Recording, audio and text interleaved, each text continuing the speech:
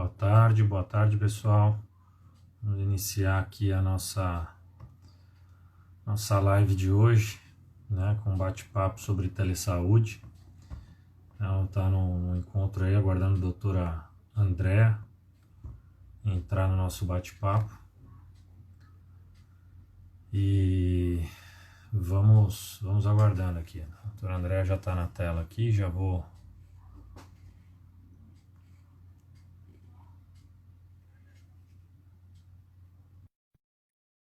aguardar aqui.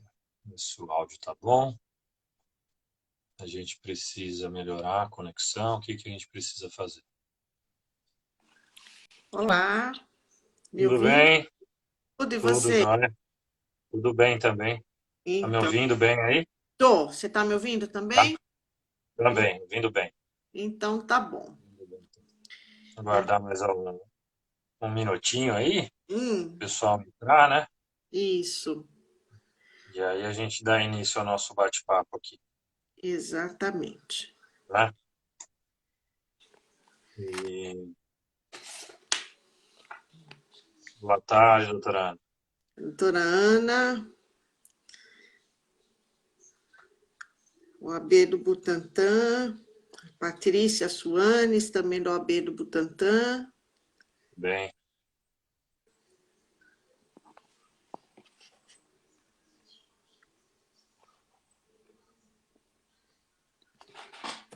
Estão ouvindo? Denise, tudo bem, Denise? Há quanto tempo? Satisfação revê-la aqui.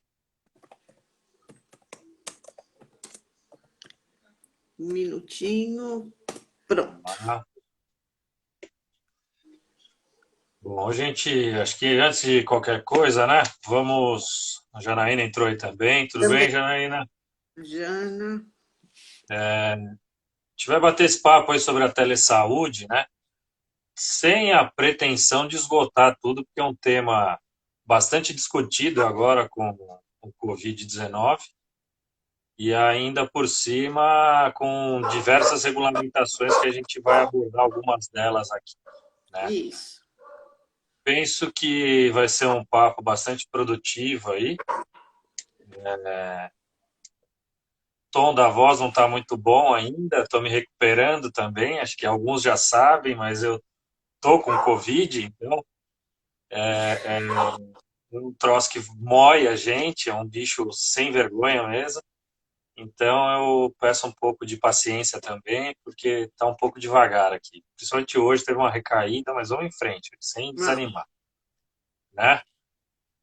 E agradecer já de antemão ao B Butantan, ao doutor Maurício, doutora Ana, doutora Janaína, doutora Andréa, parceira de sempre aqui. Agradecer a todos que estão nos vendo aí. Espero que a gente alcance um número bom, levar essas informações. Volto a dizer, não é nossa intenção tratar de forma exaustiva do tema, até porque ele é muito amplo mesmo, daria para um dia inteiro de discussão, né? é amplo e tem sido ventilado agora, né? Que essa situação que nós estamos proporcionou esse tipo de prestação de serviço, né? Então, além de ser uma novidade no nosso dia a dia, como várias novidades, né, entraram no nosso dia a dia com essa pandemia, então é um tema novo, né, e que, na minha opinião, veio para ficar, né? Sem Talvez dúvida. tenha a nossa pandemia e essa pandemia tenha adiantado algumas coisas, né? Ela adiantou essa prática, mas agora ela veio para ficar, como muitas outras vão ficar depois que passar esse período aí que nós estamos. Exato, exato. Acho que para a gente começar, né, a gente tem aí o tema, né, telesaúde ou telemedicina, né, que é uma grande discussão também, que é conceitual, né. A palavra telemedicina vem sendo utilizada para todos esses, um conceito que é de fato ligado, direcionado à área médica, né. A gente tem que lembrar que a teleconsulta acaba sendo bem mais amplo em virtude das outras profissões que também se utilizam da plataforma de teleatendimento, teleconsulta, teletriagem, seja o nome que for, e a medicina também se utiliza disso. Dentro da telesaúde, a gente tem até as videoconferências, as aulas dos profissionais de saúde, muitas das vezes são transmitidas por uma plataforma e o alcance é bastante grande, né?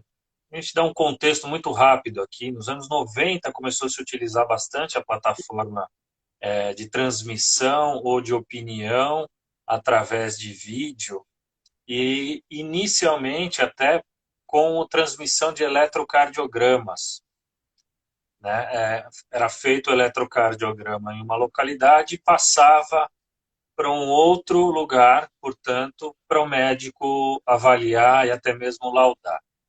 Esse serviço cresceu de forma absurda, aí, muito grande, e veio tomando proporções cada vez maiores, né? Então, o que a gente vê é que muitas das vezes tem sido utilizado como sinônimo, né? Telemedicina e telesaúde, mas que de fato eles não são, né? A telesaúde é um tema mais amplo, onde a telemedicina está dentro dessa temática, tá?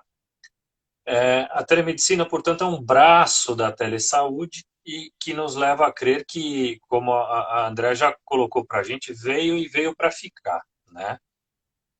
Como volto a dizer, muitas lives estão ocorrendo falando sobre o tema. Dia desses, uma das associações da saúde estavam abordando, junto dos presidentes de algumas operadoras aqui do Brasil, e um deles foi muito categórico também, de que entende veio para ficar, que é um benefício até para o próprio usuário. E daí eu até já acabo e dou o meu testemunho aqui também, né? Eu utilizei nesses últimos dias a telemedicina mais do que utilizei propriamente dito o convênio lá fisicamente, né? É uma ferramenta que que ajuda muito, ainda mais num momento como esse, se você está cometido com Covid, facilita muito o contato com o médico e a interação e até mesmo a prescrição, que é um ponto que a gente vai tocar lá adiante, Isso. tá?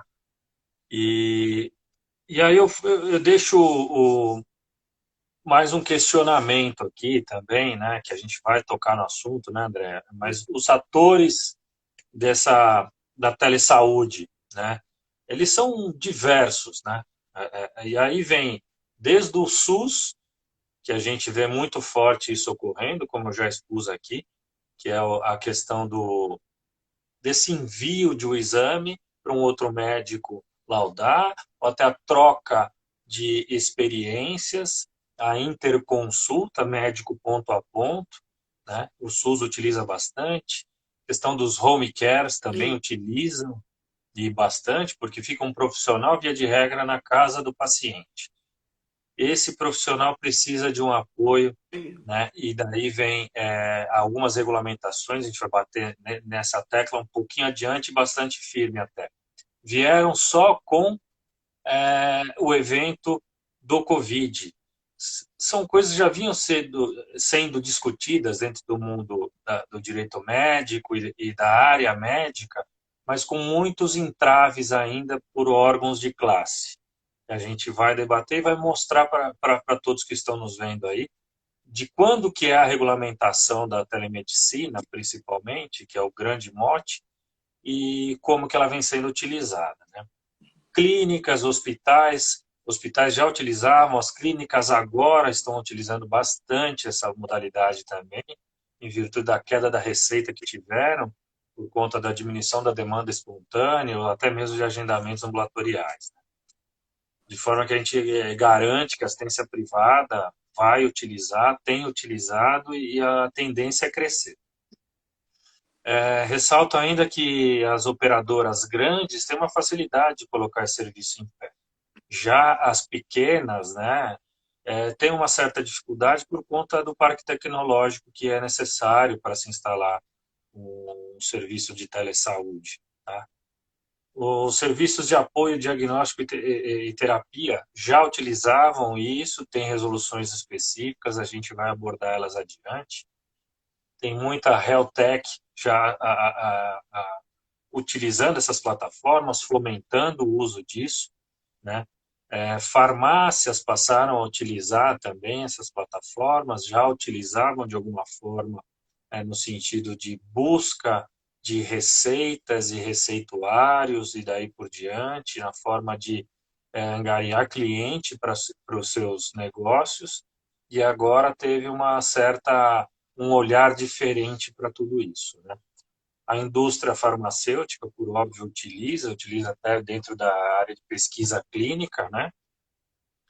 E um dos atores envolvidos indiretamente, que penso que vai ter um grande impacto na nossa vida aqui, atuando no direito do consumidor, no direito médico, é o judiciário. Isso.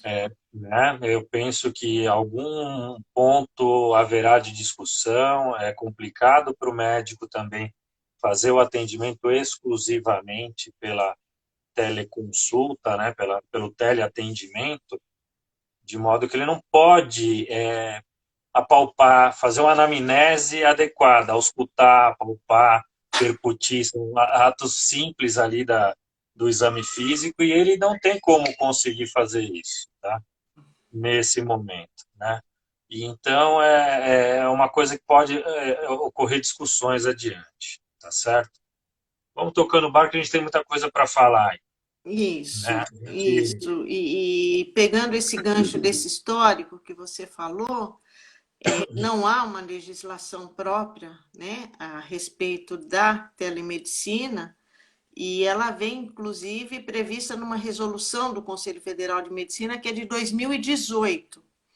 Então, desde 2018, tem como outras resoluções que disciplinam questão de fecundação fora, né? Fecundação artificial, coisas assim, que depois, só em 2002, o Código Civil passou a, a disciplinar. Então, é um exemplo disso, né? Ainda está numa resolução no Conselho Federal de Medicina, e que o conceito fala que é o exercício da medicina através da tecnologia. Então, esses canais que se abrem, que então, basicamente, o profissional ou a clínica tem que dispor de uma plataforma qualquer tecnológica, do uso da tecnologia, para poder fazer essa prestação de serviço. E por ser uma prestação de serviço, o médico ele é um fornecedor desse serviço, é um profissional liberal, não havendo uma disciplina própria, então entra na cobertura, na previsão do Código de Defesa do Consumidor. Então, é essa a vertente desse prestador de serviço. Então, ele vai estar sujeito às normas do código, aos princípios norteadores do código, principalmente o dever da informação. Porque havendo esse distanciamento, né, entre o fornecedor do serviço e o consumidor, o fornecedor ele vai ter que se valer de uma proteção maior na eventual defesa quando for acionado, se isso judicializar, se vir alguma ação em razão de erro médico, de procedimentos e tal.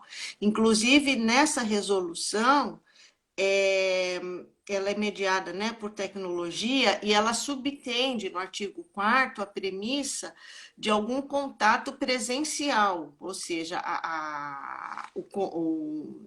a prestação do serviço presencial ela vai ter que se dar em algum momento também, inclusive para quem sofre de doença crônica, né? Ela tem que ter um intervalo não superior a 120 dias para que haja a presença, né? O contato, uma consulta tradicional entre o médico e o paciente. Isso tudo por quê? Por quê? Em havendo uma judicialização, nós temos o princípio na inversão do ônus da prova no Código de Defesa do Consumidor, porque o consumidor ele é o hipossuficiente, né, e vulnerável. A hipossuficiência aqui ela é técnica, não financeira. Então, em havendo qualquer demanda, o profissional ele tem que estar amparado para a sua defesa. Então, a necessidade que o conselho, que essa resolução também traz, de haver um relatório, né, que o médico vai ter que fazer a respeito daquele atendimento. Então, é uma questão tecnológica, mas que também ela traz um pouco da, vamos dizer assim, não da praticidade, mas a gente tem que voltar também à questão um pouco mais física, né? Principalmente na documentação desse atendimento. Então, não sei se eu adiantei um pouco, Kleber, o que você ia Doutor, falar. adiantou sim.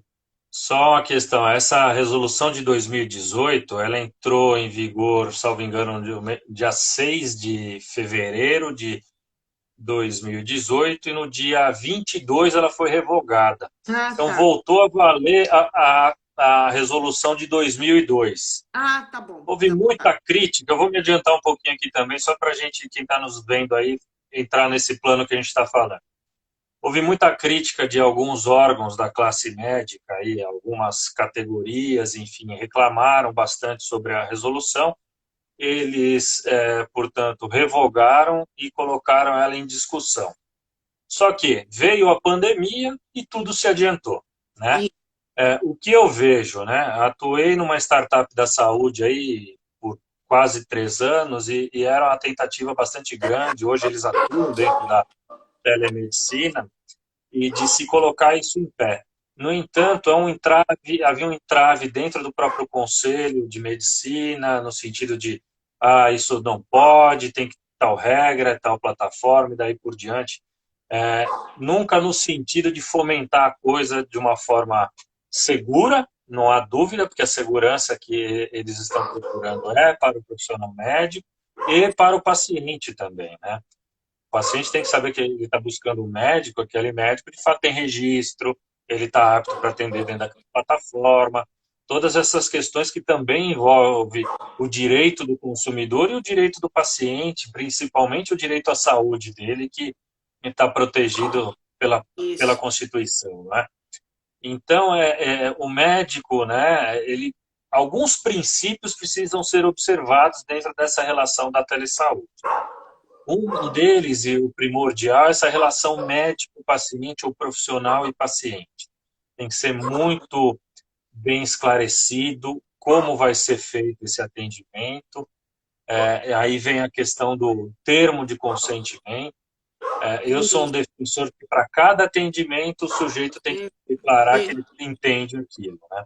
O que eu tenho observado dentro da plataforma que eu tenho utilizado nesse tempo agora é que não é dessa forma. Você faz um consentimento inicial, um aceite e vida que segue, né? No entanto, isso pode causar alguma discussão jurídica lá adiante, não há dúvida, não é verdade? Porque se eu dou um consentimento agora, imaginemos que daqui 15 dias eu precise utilizar de novo numa condição pior de saúde e, de fato, se me perguntar hoje, eu usei a plataforma a primeira vez há 15 dias atrás, eu já não me lembro o que estava naquele termo, Exato. né? Mesmo sendo advogado, a gente não lembra o que está naquele Não. termo que a gente não aceite, até porque você precisa utilizar a plataforma para acessar o médico Isso, nesse momento. Kleber, pode ser comparado ao prontuário do paciente. Justo? É o Justo. prontuário, né? É um prontuário. Então, para cada atendimento na plataforma digital, o que eu tenho recomendado e recomendo já há alguns anos é isso: é para cada atendimento um termo, Termo. um sign-in, um accept-in. A pessoa tem que fazer isso. Não dá para deixar de qualquer forma lá, ou seja, eu dou um aceite hoje, esse aceite vale ad eterno, né? Na relação da saúde, médico-paciente ou qualquer outro profissional da saúde e seu paciente, recomendo que, já adiantando também, que se faça um aceite a cada Da... atendimento realizado e Isso. ao final de cada atendimento, em que pese essa resolução não estar vigente, que seja feito sim o envio de um relatório, Isso. mesmo que simples. O paciente X, o e-mail do senhor é tal, então eu estou enviando o relatório do nosso atendimento. Bom, o próprio médico deve fazer isso. O sistema certamente vai colaborar, que observe que existem as plataformas e alguma outra plataforma, como o Zoom, por exemplo, E, é plugado dentro dessa plataforma e e as utilizam próprias essa operadoras metodologia. estão também, né, Kleber? As próprias Isso. operadoras estão fornecendo, né, É. A esse... operadora que eu uso, ela faz exatamente isso. Ela tem um A app, minha também. um determinado nome, e o Zoom está lá dentro. Ou seja, traz segurança jurídica para o médico, porque certamente essa imagem é convertida como se fosse o prontuário. Então, o áudio e o vídeo ficam guardados lá de tudo que a gente conversou, né, com o médico. Logo, traz a confiabilidade para ambos, né? Mas é o que a gente colocou aqui anteriormente. Tem que ter cuidado, porque se ficar na dúvida o profissional médico daquilo que ele vai receitar, ou ele ficou na dúvida, entende que não dá para opinar sem tocar no paciente, acho que eu entendo que é prudente que ele encaminhe esse paciente para um serviço de saúde, vai para o pronto-socorro para te atender lá, vai no consultório para que seja atendido lá, e daí por diante, né? Então, a qualidade e a segurança andam lado a lado, né? O consentimento tem que ser uma plataforma básica ali, um fundamento para o médico atender, o profissional da saúde realizar esse atendimento, né? Tem que se colher toda a história clínica do paciente, né? Não pode ser um atendimento, nem essa história clínica pode ser feita a quatro mãos. O que significa? Na hora que eu acesso a plataforma, vem qual é a sua queixa? Aí você digita a sua queixa. E de lá vem questionamentos. Tem alguma doença pregressa? E abre um leque de, sim, abre um leque de opções. Medicamento que utiliza, você inserir lá. Se você quer subir Isso. algum resultado de exame ou algum laudo, enfim, você sobe lá. Volto a dizer, a plataforma de uma das operadoras é dessa forma que tem atuado e vejo com bons olhos isso, né? Para a gente não se alongar muito, que o tempo vai correndo Vai aqui, correr. isso é bacana, mas a gente tem que tocar no assunto da regulação da saúde digital, né? Da telesaúde ou telemedicina, seja o termo que queiram utilizar. De uma forma bastante rápida, um levantamento que acabei realizando, a gente tem cerca de 20 regulamentações, né, que estão aí no ar e que precisa, na hora que a gente for fazer o fechamento, eu abordo isso, mas a gente tem que ter um norte, uma única regulamentação para evitar divergências e até mesmo entendimentos e, com certeza, a judicialização disso, pensando no direito médico preventivo, na profilaxia legal, né? Então a gente tem a Declaração de Tel Aviv, Marco Civil da Internet, a Lei de Acesso à Informação, a Lei Geral de Proteção de Dados que vai entrar em vigor, mas já serve como base para muita coisa que Muita vai se coisa. colocar em pé. Lei do prontuário, normas da ANS, que tem algumas, a gente vai discutir aqui na nosso bate-papo, resoluções e pareceres do CFM, a específica da telemedicina, um parecer do CFM que fala, inclusive, sobre o uso do WhatsApp, mas tem que ter muito cuidado, é uma plataforma que ela não é segura, né? A gente precisa ter cuidado com isso, o Telegram, seja outro aplicativo de bate-papo que for, tem que ter cuidado na hora de utilizar. Temos aí as resoluções dos demais conselhos, enfermagem, fonoaudiologia, físio, nutrição, farmácia também utilizou isso, e diversas outras, né? Veio com o advento do Covid a lei da telemedicina, que ela vai perdurar enquanto houver esse É, decreto ou portaria de situação de emergência relacionada à Covid, e uma portaria da telemedicina também, né? Então, a gente vê muita coisa, né? São muitas as questões aí. A Declaração de Tel Aviv, ela foi feita em 1999 e já tratava das responsabilidades do médico no momento de atender. Bastante coisa do que a gente já abordou aqui, né? Que é O médico é o responsável por aquele atendimento, aí trata exclusivamente da questão do médico. Ele é o E, responsável por aquele atendimento, logo, ele tem que colher esse consentimento do seu paciente e também ele é o responsável por todo o diagnóstico e terapêutica que ele venha a utilizar. concluir, tá? A decisão de utilizar, acho que o fundamental aí, bacana de se falar agora nesse momento, que essa declaração de Tel Aviv, ela traz um ponto fundamental, que é uma decisão do médico a utilização dessa plataforma.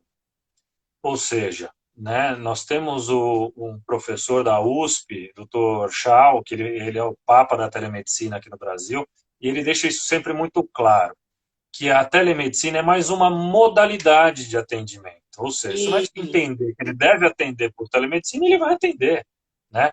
O conselho tem que trazer um norte, de fato, para que isso não se perca e não vire um ah, balaio doido aí, cheio de problemas que podem trazer para o médico e para o paciente. Né? então, pegando esse gancho, Kleber, então, no contexto que nós estamos hoje, embora esse serviço esteja disponibilizado por operadoras ou pelos profissionais, né, enfim, pelas clínicas particulares dos profissionais, hoje, então, dá a entender, posso estar enganada, sei que é mais dessa atuação médica, de que é mais uma opção também para que o paciente procure, para que ele se preserve do contágio, do contato com pessoas. Então, é muito Justo. interessante esse documento aí que foi elaborado em Tel Aviv em razão disso, porque é um sistema disponível para o profissional, mais para que o profissional se utilize dele. Mas hoje, Justo. em razão da circunstância em que nós estamos, dá um enfoque um pouco contrário. Quem é leigo, quem é de fora, fala: não, eu estou procurando porque é o melhor para mim nesse momento.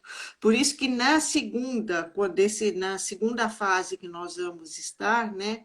Ou numa terceira fase, que diz um jurista aí, o professor Simão, Fernando Simão, que nós temos três realidades, né? Anterior à pandemia, realidade A, realidade B é a pandemia que nós estamos, e a realidade C é o que virá após pandemia. Então, muita coisa a gente vai levar para lá, mas daí que nessa realidade C, nós vamos aplicar realmente os institutos, como eles devem ser aplicados. Então, hoje, só fazendo esse parênteses, porque a impressão de que dá é que o usuário vai fazer essa opção, quando que na realidade, nas condições normais, é uma ferramenta do profissional da área. Justamente, justamente. Do profissional, das instituições, né? E ela veio agora como um tsunami em virtude da pandemia. Era algo que se discutia, de fato, há alguns anos já dentro das instituições para facilitar, sim, o atendimento dos profissionais e fomentar também a Isso. clínica, o hospital e o próprio acompanhamento, né? O que a gente vê aí já nesse bate-papo, sem entrar muito no mérito das regulamentações aí, vamos falar delas, mas vamos no bate-papo aqui. Muitas localidades distantes se utilizavam já disso, né? Mais adiante a gente vai tratar do SUS, já nas plataformas que o SUS possui, né? Para teleinterconsulta, teleopinião, enfim. Precisa, de fato, ter uma regulamentação única para que isso seja feito de forma segura. Eu bato nessa tecla, vocês vão cansar de me ouvir nisso. A plataforma Isso. ela tem que ser segura para o médico e para o E para o paciente. paciente. Isso. Né? E evidente, com o tsunami do Covid, veio de uma forma bastante abrupta e veio para ficar. Não tenho dúvida disso. Veio para ficar. Se o Conselho de Medicina entender que precisa regulamentar de outra forma, eu penso que tem que ter razoabilidade da parte deles, a forma com que eles colocavam muitas das questões, tendo que passa do razoável, e fere a livre iniciativa, inclusive econômica, do próprio médico atuar da forma que ele bem entender, de forma segura, mas que ele pode sim atuar dentro de uma plataforma de atendimento à distância, né? Então, ainda vou falando aí das regulamentações, a gente falou que são 20 aí que eu mapeei, pelo menos, né? A gente tem a Lei de Acesso à Informação, que é a Lei 12.527 de 2011, ela traz que todo ente público, né, seja o Distrito Federal, Estado, município ou União, deve conceder informação ao cidadão que buscar esse acesso. Mas tem uma ressalva, né? A ressalva é aquilo que fere a intimidade, a vida privada ou a honra, não Tem que ser pode ser disponibilizado. E precisa de um consentimento para disponibilizar as demais informações também, né? Isso é fundamental a gente colocar. A Lei Geral de Proteção de Dados também vem ao encontro de tudo isso. Ela está uma discussão do vacatio legis dela. Se entra agora em agosto, se entra em fevereiro do você. ano que vem, ou agosto do próximo ano. Está uma discussão, cada hora um PL que é aprovado. Então, eu não vou entrar no mérito da LGPD. O mérito que eu tenho para dizer dela é que ela vem também para trazer proteção para o usuário e para as instituições, né? Inclusive para o médico. Mas ela deve ser observada assim, já desde este momento, ou seja, na hora que você começa a imaginar uma plataforma de atendimento médico ou de outro profissional da saúde, eu vou realizar atendimento de forma virtual.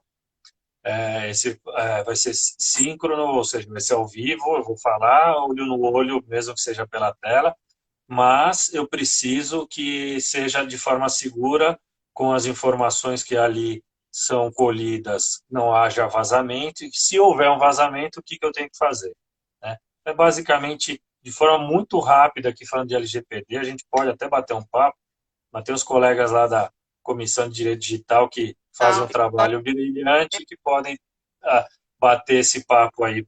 E a gente até se convida para falar sobre o Para direito ao falar médico, isso, não já tem estamos problema. nos convidando, já marcamos, já está tudo Exatamente. certo. Isso, vamos embora.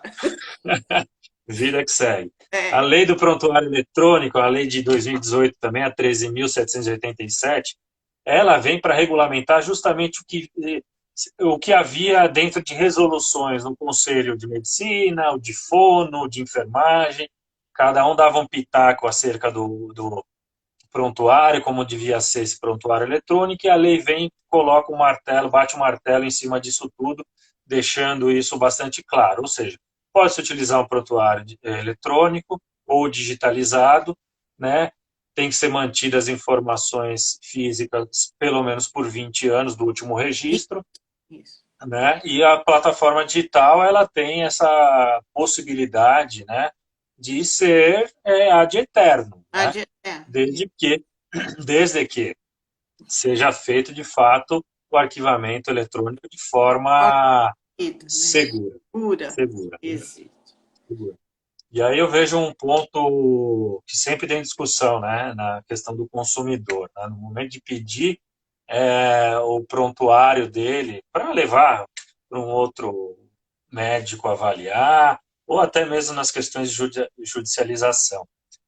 Alguns lugares, por ser físico, demora isso, porque vai para o arquivo morto, que fica em outro local, e assim, né, tem uma falta de vontade, às vezes, ou até mesmo dificuldade por não estar na mesma localidade naquela instituição.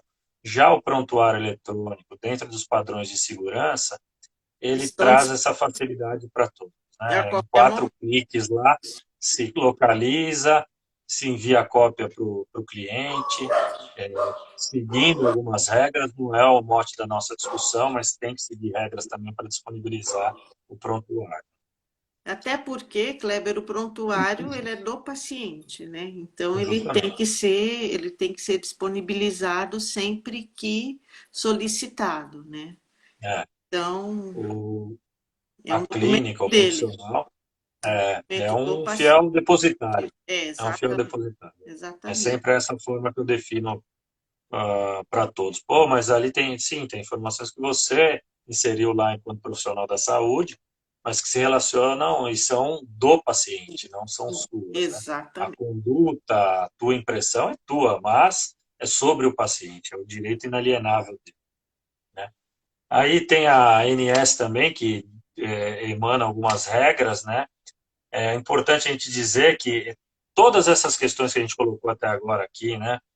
A lei de acesso à informação, a coleta de dados do paciente com a Lei Geral de Proteção de Dados, as plataformas hoje coletam dados, nada disso pode ser utilizado para excluir o cidadão de determinada plataforma de operadora. Ou seja, ele está na operadora A, ele quer ir para B.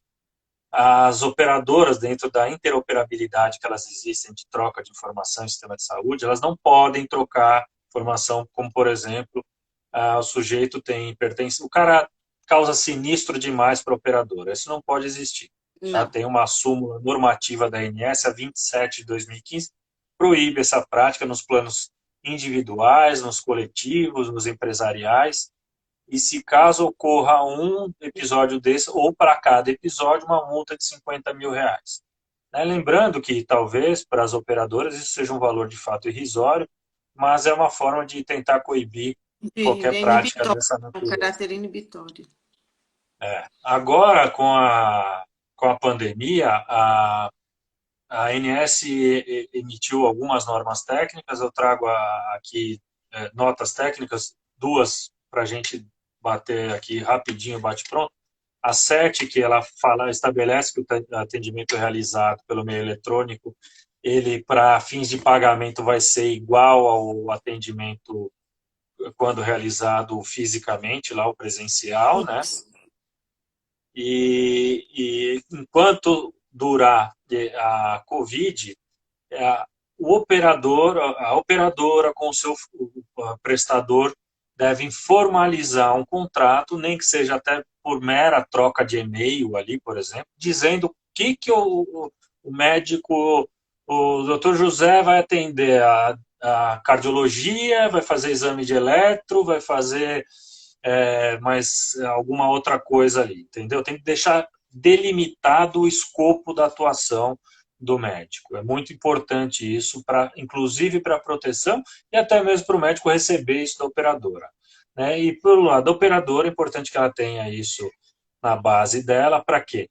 Para também realizar o pagamento e cobrar desse fornecedor de serviço, que é quem atende o consumidor, o usuário, na ponta final, das responsabilidades dele. Né?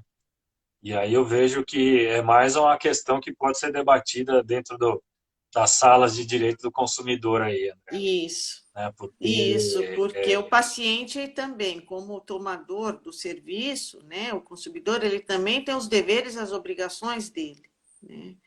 Então, o dever da postura do consumidor, em tendo uma orientação técnica, é muito importante, né? sim, sim, É uma cirurgia, como se fosse uma cirurgia, faz uma cirurgia, ele recebe várias orientações para o pós-operatório. Se ele não segue, né, então é a mesma coisa. né? Especificamente dentro da área médica, tem a resolução do CFM a 1643, a 1643 de 2002. Essa é a que está vigente ainda, que trata da telemedicina, a que havia sido revogada por essa resolução de 2018 2018, e que isso. voltou à ativa quando foi revogada de 2018. Ela volta nos mesmos termos de antigamente, tanto é que agora, com a Covid, o Conselho teve que se manifestar com a possibilidade disso. Tem um grande hospital de São Paulo e uma grande operadora de saúde que já utilizavam a plataforma de telemedicina antes mesmo da, da Da pandemia. Covid-19, da pandemia, e utilizavam no sistema de teleconsulta, que é o grande debate dentro do Conselho de Medicina. Porque, como você mesma colocou no início da nosso bate-papo, eles entendem que para teleconsulta é necessário que se tenha pelo menos um contato anterior, prévio, pessoal. E essa operadora e esse grande hospital estavam utilizando, não é de qualquer forma, para fazer mesmo o primeiro atendimento.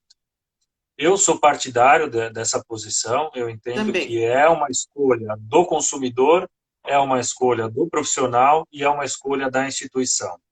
O que o conselho deve se restringir a tratar é sobre como isso deve ser feito em termos de segurança para o profissional, segurança para o paciente e para a instituição, sem tolher direito de nenhuma dessas partes. O que Exatamente. eu vejo e militando dentro dessa área já há alguns anos é que o conselho tende a querer restringir a atividade econômica da empresa e ataca sempre o profissional médico, ou seja, vai para cima do médico que faz o atendimento dentro dessa plataforma com sindicâncias e processos éticos. É uma escolha dele, é uma escolha dele, né? E o próprio código de ética vai reservar isso para ele, que ele escolhe a melhor forma de atender o paciente dele, E né? Kleber, Desde que volta a falar. não, só Pode trazendo falar.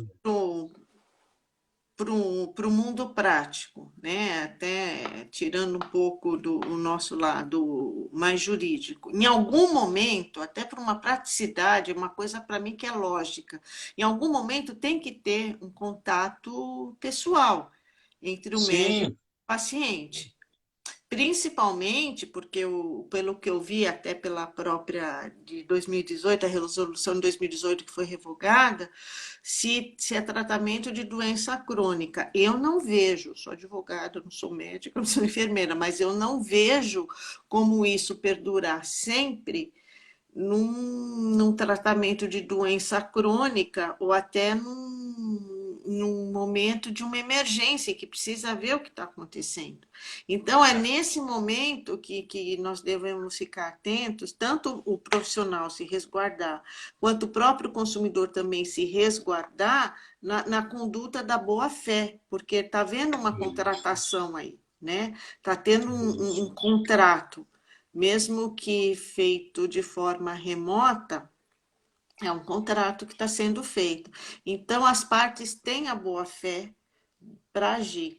Então, no momento em que se tratando de saúde, se tratando de vida, tem que haver esse contato. Eu vejo por nós advogados. Num primeiro momento é um Sim, cliente, uma indicação que vê, que liga, que é um primeiro contato por telefone, por e-mail, mas determinada fase eu falo, olha, não dá, temos que fazer uma reunião, é. né? E eu acho que depois, lá para frente, quando passar essa fase, em algum momento vai ter que se estabelecer isso. Não sei se eu, Vai ser necessário. né, vai ser Eu penso que são esses limites que precisam ser discutidos de fato. discutidos e normatizados. Eu não É, senti ainda uma firmeza na legislação, isso. tanto É na porque formal, né, na legislação, digo formal, quanto resoluções, Conselho Federal de Medicina, coisas assim.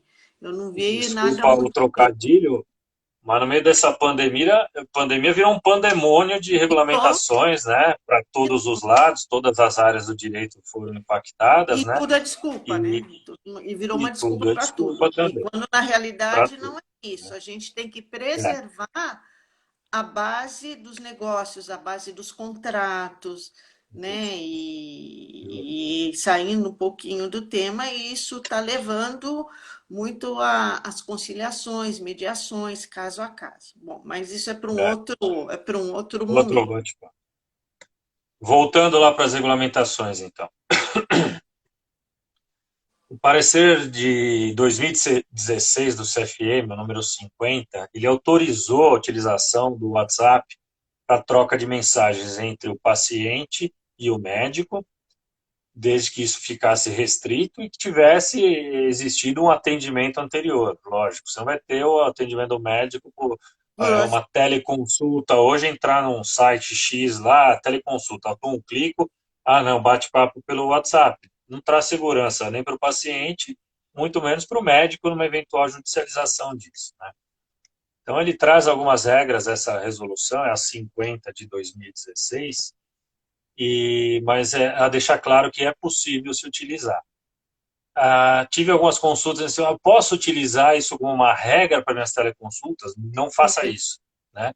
não faça isso. Contrate uma plataforma de utilização de teleconsulta para que isso vire um prontuário, se converta e seja um prontuário. Não dá para ser feito no sistema mais tupiniquim possível, não dá. Senão ele vai ter problemas isso, porque é exatamente, enquanto tudo está bom, vai tudo bem. Mas no momento que tem, não, a minha tosse mudou, estou um pouco esquisito, culpa é do médico que não viu isso. Lógico, não tem nem como ele escutar Não. por aqui, né? Não dá, Mas aí, com pelo amor relação de à Deus. plataforma, ao programa, programação, tudo, Kleber, é quem é credenciado, médico que se credencia em algum plano de saúde, a própria operadora fornece isso, né? Exato, exato. Tem fornecido e fornecido, inclusive, um treinamento para utilização. A única requisito para o médico é ter a sua chave digital, que é como o nosso token, né? Tolkien Que é é onde ele vai, certificado por onde ele digital, vai assinar a assinatura. documentação toda lá, né? Hoje mesmo fiz uma consulta e acabou vindo o receituário eletrônico com QR Code. Tem um passo a passo lá também para o farmacêutico utilizar para acessar e checar a veracidade dessa receita, tá?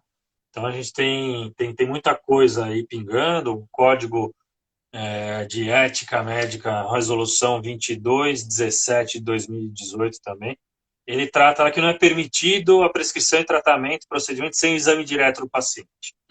Hum, Esse que é o grande ponto aí dentro do código de ética deles, né, que não é possível diagnosticar, consultar, prescrever sem um atendimento presencial. Mas se limita a dizer isso. Eu entendo que precisa regulamentar, né? E através de uma lei, isso vai ser para todas as demais profissões, inclusive para a profissão médica, e trazendo uma segurança jurídica para todos, que hoje a gente tem, de fato, uma insegurança jurídica, tem, né, tem. instalada. A teleradiologia já é regulamentada pela regulação, pela resolução CFM 2107, lá de 2014, que é isso, o médico faz uma tomografia aqui em São Paulo, mas quem lauda, por exemplo, está em Minas Gerais, tá? Então tem, ou até mesmo um operador de tomografia ou de ressonância, pode ser um profissional tecnólogo, biomédico, enfim. Ele faz o exame e o profissional que está lá do outro lado visualiza essa imagem e faz o laudo, né? Tem discussões mesmo aí, discussões no sentido será que o profissional técnico ou tecnólogo está atuando, fazendo esse exame, tem a competência técnica para avaliar uma divergência muito gritante no exame? Olha, dentro da experiência que eu tenho aí há mais de 20 anos no mercado, o que eu vejo, os profissionais também que atuam nessa área de radiologia, são muito experientes, muito focados e têm sim a capacidade, a competência de entender que está fora do padrão.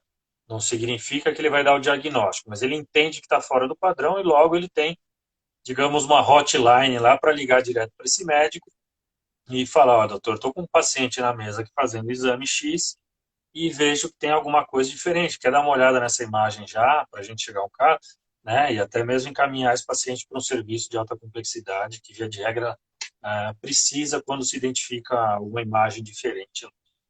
Ainda dentro das resoluções do CFM tem a 2264 de 2019, que trata sobre a telepatologia. Ou seja, as lâminas de exames anatomopatológicos acabam sendo enviadas também por uma plataforma digital, onde o médico patologista vai avaliar em outra localidade que não onde foi realizado o exame. Vou tentar dar uma adiantada, que a gente tem pouco tempo aqui, Tem, tá? tem.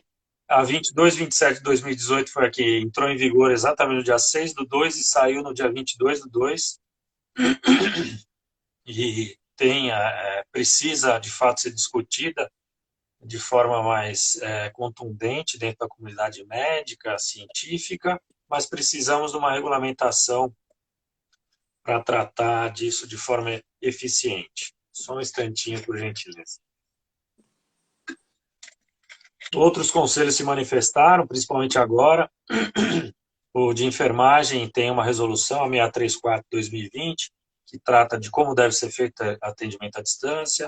O Conselho Federal de Psicologia se manifestou em 2018, foi um dos pioneiros a digamos, liberar os atendimentos pela plataforma digital, eletrônica. O Conselho Federal de Fono também se manifestou agora com a pandemia, autorizando o atendimento, até porque muitos pacientes são crônicos e precisam da continuidade de seus atendimentos. Né? Tem que manter a Psicologia terapia, não dá para... e psicologia também, né?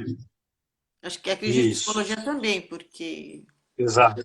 O é a fono, história que a gente psicologia, tá precisando. é, exatamente, exatamente. E o Conselho de Nutrição se manifestou agora com a pandemia, autorizando os atendimentos. O de fisioterapia também fez, inclusive, menção a suspendeu temporariamente um dos artigos do código deles, que agora sim permite esse atendimento à distância. Estão caminhando já para o fim, né? A lei da telemedicina 13.989, agora de 2020, que dura enquanto perdurar essa pandemia, né? Então, ela traz os termos, é muito prática ela, traz dúvidas, mas é importante que já tenha um norte e penso que veio para ficar no sentido da autorização mesmo de se realizar isso de forma contínua, tá? No SUS, como eu já havia falado no início, né, já vem utilizando essa plataforma, tem o Telesaúde Brasil. Em 2007 foi lançado um projeto piloto, e isso foi para mais de 11 estados aí da federação, atingindo 2.700 equipes da saúde, 1.500 UBSs. É muita coisa, né, se a gente pensar, mas ainda falta muito, né? 10 milhões de usuários do SUS foram beneficiados com essa plataforma até então.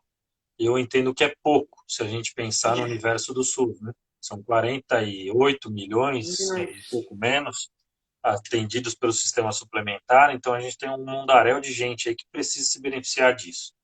E a gente não vê essa coisa caminhar, né? Por questões, do meu ponto de vista, políticas, e não pensam de fato na população. Essa é a minha grande crítica sempre que eu faço ao Conselho de Medicina nesse sentido, porque ele tem que preservar a segurança do profissional, tem, mas ele tem que pensar na ponta, para que eles foram formados? Eles foram formados para promover a saúde.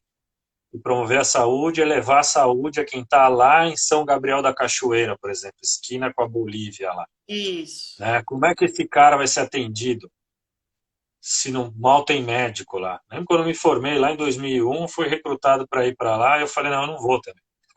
Não fui, porque não, é muito longe, é muito distante de tudo, né? Era pleno emprego aqui em São Paulo, você conseguia 3 empregos e dar aula, então era muito tranquilo, né? Então, eu penso que tem que pensar, de fato, na ponta final, na população, porque é muito fácil depois chegar e criticar, seja o governo A, B ou C, Isso. mas precisamos ter essa questão do cunho social para aquilo que a gente se formou, né? Não dá para deixar a coisa E de rodando e lado. o conselho não se manifesta, mas eu também não provoco, né? Agora, só abrindo também um parênteses, você falou na disponibilização do serviço, as operadoras de saúde, falando em saúde suplementar, elas não são obrigadas a Não. fornecer esse tipo de serviço, deixar isso bem claro, né? E às Exato. vezes o plano que você contrata pode ter esse tipo de serviço Ou não. ou não. Mesmo dentro de uma mesma operadora, Mesmo vai de uma depender do plano. operadora, do plano que você É, contrata. Então, é bom a gente deixar isso claro também, né? Não está é importante. disseminado de forma discriminada. Tem que ver a É. contratação, né? Ou não, ou a disponibilização ou não. Não existe uma obrigação.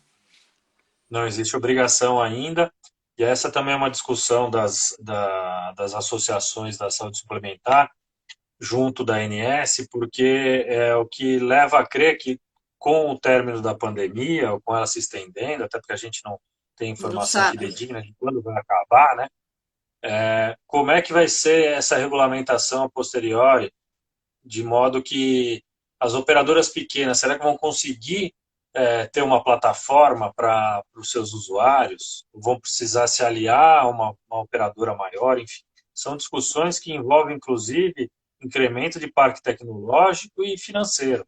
né? Isso. Tem muito operador aí, de fato, nadando de braçada. Tem matéria da semana passada aí dizendo que as operadoras não tiveram impacto nenhum, até Não. mesmo com o relatório que a ANS colocou, né, no ar, na tela, semana passada mesmo, não tiveram É, impacto quem quiser financeiro. Mas ter ainda acesso a isso foi na Isto É. Saiu na é, revista Isto É uma reportagem a respeito da situação das operadoras durante essa pandemia, né? é. Não estão Eu gosto de ser tão impactadas ainda, não. isso, acho que você foi muito oportuno em falar no ainda, né? A gente tem que ter muita Ainda. cautela, razoabilidade, de fato. A gente não sabe o quanto vai impactar isso, né? Teve um decréscimo importante aí nos atendimentos, cirurgias eletivas, daí por diante. Vamos caminhar para o fim aqui. Acho que o grande desafio da saúde digital, a gente pode falar assim, é trazer a segurança jurídica, então, para todos os envolvidos, portanto, tendo uma regulamentação única e as resoluções de seus conselhos trazendo questões puramente éticas, não Isso. técnicas, Não. não ter esse viés técnico. Ah, você tem que usar a plataforma XY. Isso quem vai determinar é a lei e a resolução vai dar, você age de tal forma ou segue o seu código de ética. Bom, simples assim, né? E em Então, a ausência de um marco regulatório único está fazendo bastante falta e falta. traz essa insegurança jurídica, né? Não, e o tipo É, de prestação se adequa e está totalmente sob o manto do Código de Defesa do Consumidor e do Código Civil na questão da responsabilidade civil. Então, isso aí. nesse ponto, estamos seguros na questão da defesa, né? Do ponto da defesa do consumidor. É isso. Gente, acho que dentro dos desafios são esses, é ter maior transparência, né? Também incentivo entre as partes todas envolvidas, né? Eu entendo que há uma necessidade de um padrão interoperabilidade aí dos sistemas de uma forma geral. O SUS falar com o sistema suplementar, Perfeito. o que eu quero dizer é que tem um prontuário de fato único para esse paciente, que não importa se ele entra pela operadora TOP ou pela operadora SUS Plus ou até O mesmo pelo procedimento SUS. tem que ser único para os Tem dois. que Tem ser que único, ser. né? E tem que ter um prontuário que se ele migra hoje do SUS para TOP, e aí ele vai conseguir ter essas informações lá sem perder, ter solução da continuidade do tratamento dele ou das informações, né? Elas têm que ser compreendidas por todos e penso que aí os termos têm que ser muito claros, né? E volto a dizer o que eu disse lá no início, que o termo de consentimento para cada atendimento ele é fundamental, não da forma que pelo menos eu tenho vivenciado aí, de que uma vez você dá o seu aceite e esse aceite tem durado. É um ponto de melhoria, sem dúvida. E pensando no futuro aí, né, o que ela pode trazer para a gente pós-pandemia, eu acho que ela veio para ficar. Bem, Não há como retroceder isso. Vai ser uma necessidade, até que o próprio consumidor vai exigir isso, né, André? Eu vejo é, dessa forma, né? De fato, precisa aumentar o acesso aos serviços de saúde, né? Essa é uma possibilidade e bastante viável e crível e possível de acontecer em qualquer localidade do nosso país, mesmo o médico estando aqui em São Paulo, por exemplo, que é um centro de excelência dentro da medicina e da área da saúde como um todo. Acho que a gente já está aí no minutinho final. Quero agradecer mais uma vez, André, pela parceria aí nesse eu que bate-papo. agradeço. O Né? nosso agradecimento ao AB do Butantan, que dá essa liberdade para que a gente coloque, né, faça esse tipo de bate-papo, coloque as nossas opiniões dentro daquilo que nós temos em termos de legislação, a gente não foge disso, nem tem como fugir em razão do nosso ofício, né, Kleber? Então, estou Exato. muito agradecida a participação de todos e nos colocamos à disposição aí para o que for preciso. É isso aí. Pessoal, obrigado a todos aí que estiveram conosco. A gente chega ao fim de mais uma live aí hoje, falando sobre telesaúde, telemedicina. A gente tentou trazer, como eu disse, não dá para a gente Não, chegar no final, é muita coisa e estamos aí. Precisar, entre em contato, a gente bate um papo, né? E agradeço aí a todos mesmo que estiveram conosco nessa hora aí. Valeu, gente. E Obrigado, obrigado. Faltam tudo, 27 segundos agora, André. segundos, e surgiram temas também. Se vocês tiverem interesse em algum E- tema, fiquem livres para sugerir que a gente vê se, né, se a gente consegue realizar algum É isso trabalho. aí. Disposição, tá bom? Valeu, gente. Muito obrigado a todos aí. Todos Obrigado e fazia, boa a noite. gente está vendo aí que fazia tempo que eu não via. Obrigado, gente. Valeu. Muito Grande obrigada. abraço a todos Boa aí. noite. Até Tchau. mais. Tchau, tchau.